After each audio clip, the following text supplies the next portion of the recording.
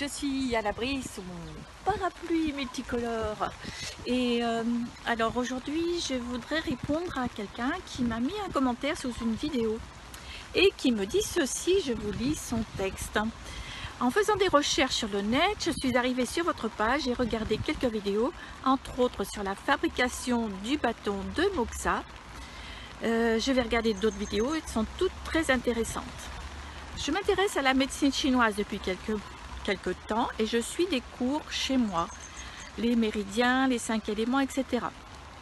Si je me permets de vous écrire aussi, c'est pour vous demander la façon de rééquilibrer le chi, tous les méridiens en une fois, est-ce que c'est possible? Donc ça c'est une première partie de la question à laquelle je vais répondre et puis l'autre question on l'aborde après.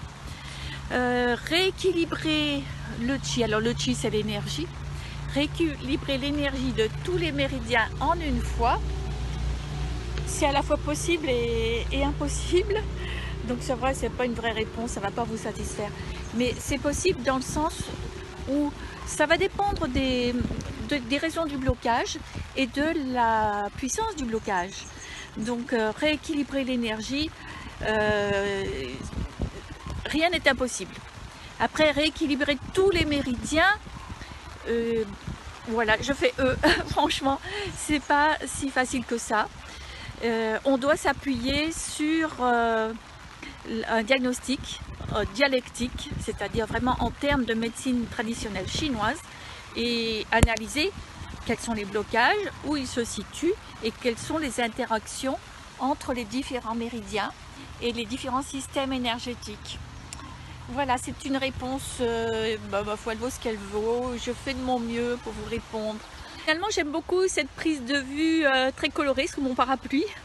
Et du coup, je vous invite à télécharger la vidéo qui est gratuite sur mon site, qui s'appelle Mieux comprendre la médecine chinoise pour me soigner naturellement. Donc, je vous mets le lien. La deuxième partie de la question qui m'a été posée, c'est comment faire un bon bilan en termes de médecine chinoise, les méthodes du pouls, de la langue, etc. J'ai entendu dire qu'il fallait des années pour apprendre la méthode de diagnostic par la prise du pouls. Est-ce que c'est vrai? Pouvez-vous me donner des conseils? Et je vous remercie par avance. C'est signé Jean-Michel. Alors, combien de temps il faut apprendre pour faire un diagnostic en médecine traditionnelle chinoise? Plusieurs années. La médecine chinoise, c'est une médecine à part entière. Pour la médecine chinoise, il faut bien compter au moins 4 ans. Et en fait, c'est comme pour la médecine occidentale, il va y avoir des apprentissages de théorie et également de la pratique, apprendre à être capable à poser un diagnostic dialectique, c'est-à-dire en termes de médecine traditionnelle chinoise. Jean-Michel, je suis désolée, je ne vais pas te dire que ça s'apprend en 2 côtes de cuillère à peau. Le diagnostic par les pouls et la langue, c'est sûr que ça fait rêver parce qu'il y a simplement avec une prise de pouls de vous donner aussi bien des indications sur ce qui vous est arrivé que sur les besoins de rééquilibrage. Donc ça reste quand même réservé à une élite. Pour apprendre à discerner ce que nous disent les pouls, ça demande un apprentissage. Encore une fois théorique, mais la théorie finalement elle est assez vite étudiée. Par contre dans la pratique c'est une question de sensibilité des doigts et une pratique de longue durée. Il y a quelque chose d'important aussi que j'ai envie de partager concernant la médecine chinoise, c'est que pour être un bon praticien, non seulement il faut avoir appris et connaître les théories et les différents composante de la médecine traditionnelle chinoise qui encore une fois est spécifique, mais ça demande aussi un travail personnel, un travail d'équilibrage personnel.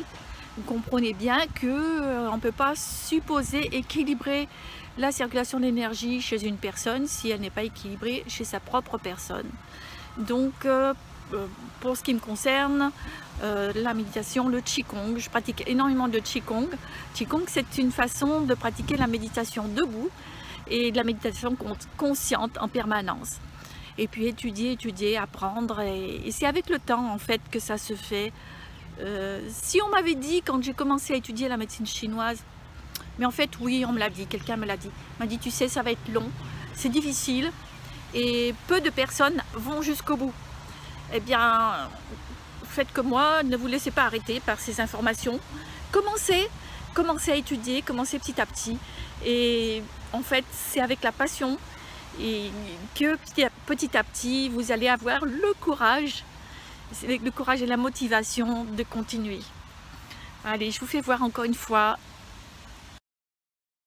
Pour en savoir plus sur la médecine chinoise, j'ai une bonne vidéo qui date pas d'aujourd'hui, vous verrez ma coiffure a changé, mais c'est une excellente vidéo sur la médecine traditionnelle chinoise et je vous invite à la télécharger, c'est gratuit, c'est sur mon site, je vous mettrai le lien au-dessous.